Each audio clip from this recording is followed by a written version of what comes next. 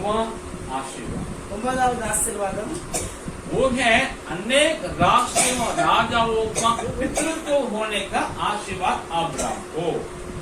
அதாவது அநேக ஜாதிகளுக்கும் ராஜாக்களுக்கும் தகப்பனாலும் ஆசீர்வாதத்தை ஆண்டவர் ஆபிரகாமுக்கு வாக்கு பண்ணினார்.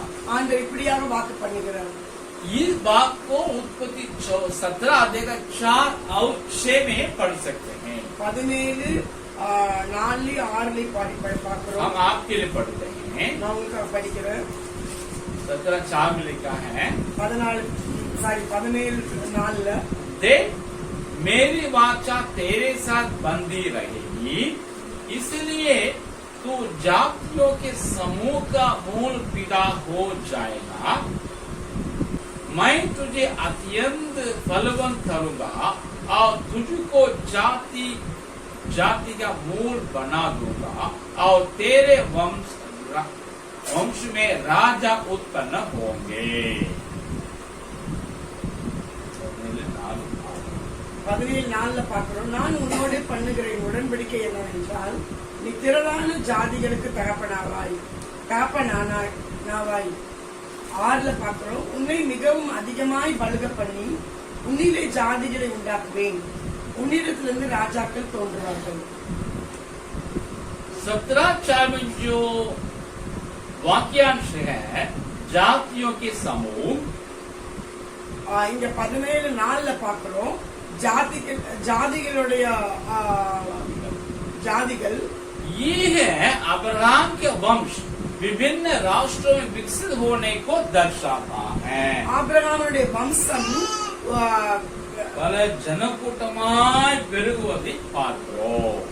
குறிக்கிறது, அது குறிக்கிறது.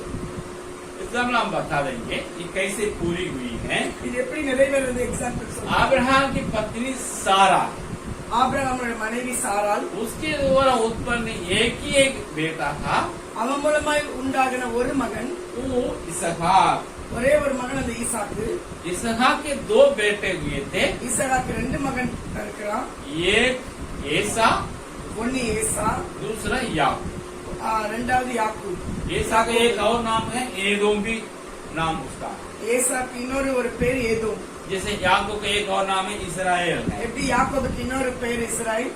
इन दोनों को जो संतान है बड़े बड़े राष्ट्र में विकसित हुए थे. இந்த 2 பேருடைய அந்த சந்ததி தான் பெரிய பெரிய ராஜ்யங்களாக அது டெவலப் ஆச்சு. उत्पत्ति 36 अध्याय का 1 से लेकर 19 तक अगर पढ़ेंगे, ஆதியாகமம் 37 36 में 36 1-9 பார்க்கிறோம். 1-19 பார்க்கலாம். பாத்தீங்கன்னா वहाँ के एदोमी लोगों का बारे में उसमें जिक्र है. அங்க உள்ள ஏதோமியர்களை குறித்த விளக்கம் பார்க்கிறோம். ऐसा अर्थात एदोम से जो लोग उत्पन्न हुए वे एदोमी लोग कहा जाते थे. ஏசாவிலிருந்து இந்த ஏதோமி மக்கள் அழைக்கப்படுகிறார்கள். ஏசா என்ற ஏதோமிலிருந்து உண்டான அவனுடைய சந்ததி ஏதோம் என்னும் ஒரு ஜனக்கூட்டமாய் பெருகிற்று. दूसरा इसहाक के छोटा बेटा याकूब से उनके संतान विकसित हुए. யாக்கோபுடைய இரண்டாவது மகன் யாக்கோபனுடைய சந்ததி வேறு ஜனங்களாக ஒரு ஜனக்கூட்டமாய் பரிணமித்தது.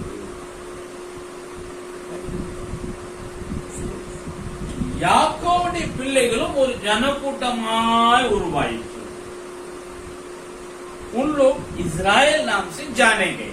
அவங்க இஸ்ரவேல் என்ற பெயர்னால அறியப்பட்டார்கள். मिस्र देश में से उसी नाम से ही लोग बाहर निकले. எகிப்துல இருந்து இந்த இஸ்ரவேல் என்ற பெயர்ல வெளியில வந்தாங்க. आजाद होकर के விடுதலையாகி इस्राएल लोग के रूप में निकले. அவன் இஸ்ரவேல் ஜனமாக வெளிவருகிறார்கள். इस्राएल लोग के रूप में यात्रा किए कनान को. இஸ்ரவேல் ஜனமாக அந்த கானானை நோக்கி பிரயாணம் பண்றாங்க. वहाँ देश में जाके उन लोग बस गए. इस्राएल लोग के रूप में वो जाने गए. அங்க போய் அவங்க குடியிருக்கிறாங்க. இஸ்ரவேல் என்றே அறியப்படுறாங்க குடிகளாக. देश भी शहर कहा गया है. அந்த தேசமே இஸ்ரவேல் என்று அழைக்கப்படுகிறது. वहाँ के लोग भी इस्राएल लोग कहे गए. அந்த ஜனங்களும் இஸ்ரவேல் என்று அழைக்கப்படுகிறார்கள். जो ये लोग राजा मांगे थे, அவங்க ராஜாவை கேட்கிறாங்க, परमेश्वर राजा दिया, அவங்களுக்கு ராஜா கொடுக்கிறாரு. तो वो राज्य में तब्दील हो गया, அது அப்படியே ராஜ்யமாக மாறுகிறது. लोग राष्ट्र में तब्दील हो गए. அதுக்கப்புறம் அது ஒரு நேஷன், தேசமாக மாறுகிறது. लोग राष्ट्र में क्या अंदर है? ஜனத்துக்கும் தேசத்துக்கும் என்ன வித்தியாசம்? पूरे देश के लोग राष्ट्र कहे जाते हैं. முழு தேசத்தினுடைய மக்கள் ஜனம் என்று அழைக்கப்படுகிறார்கள். लेकिन उसमें कई लोग हो, அதுல நிறைய ஜனங்கள் இருப்பார்கள். मतलब அப்படி என்றால் क्षेत्र का आधार पर देखा जाए, ஏரியா வைஸ்ல அதை நம்ம பாக்குறோம். यूपी और बिहार दोनों हिंदी ही बोलते हैं, யூபிலையும் பீகார்லயும் ஹிந்தி தான் சொல்றோம். लेकिन यूपी के लोग बोले जाते हैं, ஆனா சொல்றோம் யூபி மக்கள். बिहार में रहने वाले बिहार के लोग कहे जाते हैं, பீகார்ல இருக்கவங்க பீகார்ல இருக்கவங்க சொல்றோம். हरियाणा में रहने वाले हरियाणी के लोग कहे जाते हैं. ஹரியானா இருக்கவங்க ஹரியானா மக்கள் என்று சொல்றோம். क्षेत्र के आधार पर भी लोग होते हैं, ஏரியா வைஸ்ல அவங்க நாங்க ஜனம் சொல்றோம். लेकिन वही भारतीय है क्या? அவர்கள் இந்தியர்களா? அவள்தான் இந்தியர்களா? அவங்க மட்டும் தான் இந்தியர்களா? नहीं, இல்ல, वे भारत के राष्ट्र में एक अंश है. இந்திய தேசத்தினுடைய ஒரு இந்திய ஜனத்தில் அவர் ஒரு பகுதி தான். இந்திய ஜனத்தினுடைய ஒரு பகுதி. वैसे भाषा आधार पर भी लोग हैं. அது மாதிரி லாங்குவேஜ் வைஸ்லயும் ஜனங்கள் இருக்காங்க. जैसे मैं तमिल बोलने वाला हूँ, எப்படி நான் தமிழ் பேசுறேன், मैं तमिलियन. நான் தமிழியன். आप मगही बोलने वाले हैं, மகை பேசுறவங்க இருக்காங்க, आप मगही के लोग हैं. மகை மக்கள். आप कुछ लोग मैथिली बोलने वाले होंगे, கொஞ்சம் பேர் மைத்திரி பேசுறவங்களா तो இருப்பாங்க, मैथिली के लोग हैं. மைத்திரி மக்கள். कुछ लोग हिंदी उनका अपनी मातृभाषा है, சில பேருக்கு அவங்களுடைய லாங்குவேஜ் மதர் டங் வந்து वे हिंदी भाषी हैं. அவங்க ஹிந்தி பேசுறவங்க. इस प्रकार लोग ये अलग अलग भाषा का अनुसार नहीं है, லாங்குவேஜ் வைஸ்லயும் இதை பிரிக்கிறாங்க, धर्म के अनुसार भी देखा जाए. ரிலிஜன் வைஸ்லயும் பிரிக்கிறாங்க. जो ईसाई धर्म को प्रैक्टिस करते हैं वो ईसाई लोग हैं, கிறிஸ்டியானிட்ட பிராக்டிஸ் பண்றவங்க கிறிஸ்டியன், जो हिंदू धर्म को फॉलो करने वाले हिंदू लोग हैं, இந்து ரிலிஜனை ஃபாலோ பண்றவங்க இந்து சொல்றோம், इस्लाम को फॉलो करने वाले मुसलमान लोग हैं, இஸ்லாம் பின்பற்றவர்கள் முஸ்லிம் சொல்றோம், बौद्ध धर्म को फॉलो करने बौद्ध लोग हैं. புத்திஸ்ட் ரிலிஜனை ஃபாலோ பண்றவங்க इस तरह धर्म के अनुसार भी लोग होते हैं. இப்படியான லாங்குவேஜ் வைஸ்லயும் ஜனத்தை பிரிக்கிறாங்க. सब मिलकर के भारत के राष्ट्र बन जाते हैं. எல்லாம் சேர்ந்துதான் பாரத தேசமாக மாறுகிறது. इसी प्रकार इस्राएल लोग वहाँ पहुँच गए, இப்படி இஸ்ரேல் மக்கள் அங்க போய் சேர்றாங்க, इस्राएल देश में रहने लगे. இஸ்ரேல் தேசத்துல இருக்க जब ஆரம்பிச்சாங்க. राज्य में तब्दील हुए, அது ராஜ்யமாக மாறும்போது वे भी राष्ट्र में तब्दील हुए அப்ப थे. அவங்களும் தேசமாக மாறுகிறாங்க. आगे बढ़ के हम देखते हैं, அவங்க முன்னேறி போன பிறகு கொஞ்ச காலத்துக்கு அப்புறம் கொஞ்ச காலத்துக்கு அப்புறம் 120 साल के बाद 120 வருஷங்களுக்கு அப்புறம் ये लोग आप बट गए थे. அவங்களுக்குள்ள பிரிஞ்சிடறாங்க. उत्तर राज्य के लोग हो गए, நார்தர்ன் கிங்டம், दक्षिण के राज्य के लोग हो गए. Southern kingdom. अब इजराइल दो अलग अलग राष्ट्र में बट गए. இப்படி 2 கிங்டமாக மாறுகிறது. उत्तर के 10 गोत्र के लोग अपने इजराइल बोलते, மேல உள்ள அந்த 10 ट्राइब्स வந்து அவங்க இஸ்ரேல் சொல்லிக்கிறாங்க. नीचे यहूदा के राज्य के लोग 2 गोत्र थे, वो लोग अपने यहूदी बोलते. தங்களை யூதர் என்று அழைத்துக் கொண்டார்கள். அவங்க 2 கோத்திரம் தன்னை யூதர்கள் என்று சொல்றாங்க. इजराइली एक राष्ट्र हो गया, இஸ்ரவேல் ஒரு தேசம், यहूदी एक राष्ट्र हो गया. யூதர்கள் ஒரு यूदர்கள் அவர்கள் ஒரு ஜனமாய், அவர்களும் ஜனமா இருக்காங்க. आप दोनों मिलकर के फिर एक ही जाति एक ही राष्ट्र हो गया. 2 சேர்ந்து ஒரே தேசமா மாறுது. ये है याकूब से निकले हुए लोग हैं, இவங்க யாக்கோபில் இருந்து வெளிவந்த மக்கள், राष्ट्र है. தேசம். ऐसा से भी राष्ट्र निकला, ஏசாவின் याकूब से राष्ट्र தேசமாச்சு, निकला, யாக்கோப் கிட்ட இருந்து தேசமானது. और इस्माइल से भी राष्ट्र निकला है. இஸ்மவேல் கிட்ட இருந்து ஒரு தேசம் உண்டானது. जो इस्माइली लोग हैं, இந்த இஸ்மாயிலி மக்கள், अरबी लोग, अरब बोलते हैं लोग, அவங்க அரபு லாங்குவேஜ் பேசுறாங்க. सारे अरबी नहीं है, எல்லாமே அரபு மக்கள் இல்ல, सारे अरब नहीं है. எல்லா அரபியர்களும் இஸ்மவேலர்கள் அல்ல. எல்லா அரேபியர்கள் இஸ்மவேலர்கள் அல்ல. लेकिन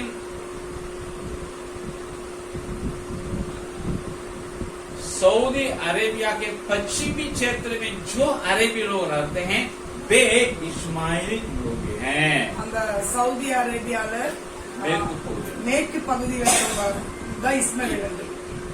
न केवल वो अब्राहम बाप ने एक और शादी किया, அது மாத்திரமே ஆபிரகாம் அதுக்கப்புறம் ஒரு கல்யாணம் பண்றாரு. उस महिला का नाम था कतूरा. அந்த பெண்ணுடைய பேர் கத்தூரா. उसके भी 6 संतान हुए थे. அவளுக்கு 6 சந்ததி अब्राहम के द्वारा. ஆபிரகாம் மூலமாய் वे भी अलग अलग राष्ट्र में निकले. அவங்க தனித்தனியான ஒரு தேசமாக மாறினாங்க. मूसा की पत्नी का नाम क्या? மோசேயோட மனைவி பேர் என்ன எக்ஸாம்பிள் சொல்லுங்க. याद है? பேர் ஞாபகம் இருக்கா? मूसा की पत्नी का नाम सिपोरा. सॉरी सिप्रा. सिप्रा है? वो मिस्र से भाग करके जहाँ रहा ना, எகிப்துல இருந்து அவ தப்பிச்சு வந்து இருக்கிறாள். मिदियान देश था. அது மீதியான் தேசம். वहाँ के लोग मिदियानी लोग थे. அங்க உள்ள மக்கள் மீதியான் மக்கள். जो अब्राहम के रखेली कपूरा के द्वारा उत्पन्न हुए. मरुमणिया. ஆபிரகாமுடைய மறுமனையாட்டி ஆபிரகாமின் மறுமனையாட்டியாய் இருந்த கேத்துரால் மூலமாய் பிறந்த 6 குமார ஒருவன் தான் மீதியான். அவனுடைய சந்ததி மீதியானியர்கள். मूसा उस मीदियान के एक महिला से शादी किया. மோசே அந்த மீதியான் மத்தியில ஒரு பெண்ணை கல்யாணம் यो बहुत राष्ट्र निकला था. ஏன் இவ்வளோ ஜனங்கள் இப்படியாக அநேக ஜன கூட்டம் ஆபிரகாமிலிருந்து உற்பத்தி ஆனது. இப்படியாக உற்பத்தி ஆனது. इससे हम क्या सीखते हैं? இதன் என்ன கற்றுக்கொள்கிறோம்? हम लोग विश्वासी हैं. நம்ம விசுவாசி. हम लोग आत्मिक संतान अब्राहम के. ஆபிரகாம் ஆவிக்குரிய சந்ததி. बाइबल क्या बताती है? வேதம் என்ன சொல்கிறது? दूसरा अध्याय 9 वचन में 1 பேதுரு 2:9 हम लोग राज पदधारी हैं, है कि नहीं? हम ராஜாக்களாக இருக்கிறோம். நாம் ராஜாக்களாக இருக்கிறோம். अब प्रकाशित वाक्य 20:4-5-6 में पढ़ेंगे तो வெளிப்படுத்தல் 20:4-5-6 பார்க்கிறோம். हम लोग राज करने वाले लोग हैं यीशु मसीह के साथ. हम ஆளுகை செய்கிறோம், இயேசுவோடு ஆளுகை செய்கிறோம். उनके अधीनस्थ में அவரோடு अभी उलघाट राजा का அவருக்கு ராஜா அபிஷேகம் இருக்கிறது. और राजा बनने वाले हैं. और राजा ஆக போகிறார். पीछे से जाना. सो ஆகையால் जैसे यीशु मसीह राजा बनकर जन्मा, यहूदियों का राजा. எப்படி ஆண்டவர் யூத ராஜனாக பிறந்தார்? लेकिन राजा राज कहाँ किया? அவர் ஆளுகை செஞ்சாரா? इसलिए पिलातुस से कहा,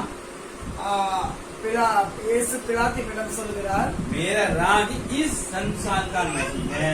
என்னுடைய ராஜ்யம் இந்த உலகத்துக்குரியவைகள் आने वाला है. அது வரப்போகிறது. सो ஆகையால் उसी प्रकार हम लोग भी राजा हैं. அதே போல நம்மளும் ராஜாவா छोटा இருக்கிறோம். मोटा राजा है. சின்ன சின்ன ராஜா. लीला जी भी एक रानी है. லீலாஜி ஒரு ராணியா இருக்காங்க. लेकिन आने वाले दिन में ये राज करेंगे. வருகிற நாட்கள் இவங்களும் ஆளுகை செய்வாங்க. हम लोग राज करेंगे. நம்ம ஆளுகை செய்வோம். कोई राजा होंगे, சில ராஜாவா कोई இருப்போம், रानी होंगी. சில பேர் ராணியா இருப்போம். महिमा भी रानी बनेगी. மகிமாவும் ராணி ஆகுவா. तो लोग रानी बनना है कि नहीं बनना है? ராணி ஆகணுமா இல்லையா? जल्दी भक्ति में रहना होगा. சீக்கிரம் ஞானஸ்தானம் எடுக்கணும். नहीं लगी तो रानी नहीं बन सकती. எடுக்க முடியாட்டா நம்ம ஆக முடியும். लेकिन बुढ़ाट रानी बनने के लिए உனக்கு அழைப்பு இருக்குது. सामने आना है. நம்ம வேலைக்கு ஆகணும். स्वामी यहाँ देखते हैं. இங்க பாக்குறோம். तो इसलिए हम लोग अपने वर्तमान निम्न स्थिति को नहीं देखें. இப்ப உள்ள அந்த கீழான நிலையை நம்ம பார்க்க கூடாது. सामाजिक रूप में, சோஷியல் சமுதாயத்துல, व्यवसाय में, வேலையில, अर्थ में,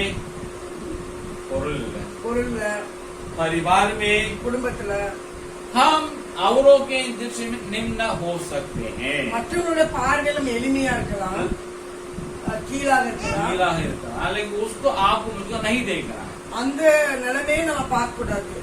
हम क्या होने जा रहे हैं, நம்ம என்னவாக போகிறோம், क्या बुलाना हमारे ऊपर है, நம்ம மேல எப்படிப்பட்ட அழைப்பு இருக்கிறது, इसी को हम देखेंगे, அதை நம்ம பார்க்கும்போது आगे बढ़ेंगे। நம்ம முன்னேறுவோம். हम लोग अपने समाज में நம்ம சமுதாயத்துல समाज कैसे बांधेंगे, எப்படி சுவிசேஷத்தை அறிவிப்போம், खुशी खुशी बांधना है। சந்தோஷமாக அறிவிக்கணும். क्या करें भैया, बोलते हैं करना पड़ता है। என்ன பண்றது, அண்ணன் சொல்றதுனால இந்த சுவிசேஷம் செய்ய வேண்டியது இருக்குது. क्या करें, पापा बोलता है करना पड़ता है। என்ன பண்றது, அப்பா சொல்றாங்க நான் செய்யணும் அப்படின்னு. ये नहीं होना है, இப்படி ஆகக்கூடாது. खुशी खुशी करना है सेवा। சந்தோஷமாக ஊழியத்தை செய்யணும். हमको सेवा का कोई सिखाया नहीं है। எனக்குள்ள ஊழியம் செய்யறதுக்கு யாரும் சொல்லி தரல. जैसे मेरा पुनर्जन्म हुआ, எப்ப எனக்கு नए से जन्मे थे, மறுபிறப்பு வந்தது என் வாழ்க்கையில, अगला दिन चर्च जाने लगे। ரட்சிக்கப்பட்ட உடனே நான் சர்ச்சுக்கு போக ஆரம்பிச்சேன். तुरंत मेरे दोस्तों को बोलने लगे सेवा का बाइबल के सुसमाचार। உடனே என் ஃப்ரெண்ட்ஸ்க்கு வேதத்தை சுவிசேஷம் சொல்ல ஆரம்பிச்சிட்டேன். हम मिल करके सीनियर विश्व के मिल करके चलने लगे। சீனியர் விசுவாசிகளோட சேர்ந்து நான் ஊழியத்துக்கு போக ஆரம்பிச்சிட்டேன். जाके पापा का हम स्वयं जाया करते। ஜெயாவோட அப்பா கூட நான் தானாவே ஊழியத்துக்கு हम मिल करके सेवा करते थे, நாங்களாம் சேர்ந்து ஊழியம் செஞ்சுட்டு இருந்தோம். खुशी खुशी किए थे। சந்தோஷமா செஞ்சோம். तो पर में यहाँ बोला खुशी खुशी चाहे आए, ஆண்டு என்னை இங்க அழைக்கும் போது நான் சந்தோஷமா வந்தேன். आज भी हम खुशी के साथ हैं। இன்னைக்கு நான் சந்தோஷமா இருக்கிறேன். आपको वैसा ही करना होगा। நீங்களும் அப்படிதான் செய்யணும். क्रिसमस का खुशी खुशी बांधिएगा। சந்தோஷமாய் சுவிசேஷத்தை அறிவிக்கணும். ये क्रिसमस भैया मीठी नहीं रख रहे हैं, இந்த கிறிஸ்துமஸ் சகோதரர் கூட்டம் வைக்கல, ये दुख नहीं होना है। இந்த துக்கம் வைக்கக்கூடாது. मौका मिल गया भैया, எனக்கு சந்தர்ப்பம் கிடைச்சிருச்சு. हम गा को सुनाने का हमको हेल्प कीजिए। சுவிசேஷம் சொல்வதற்கு உதவி செய்யுங்க.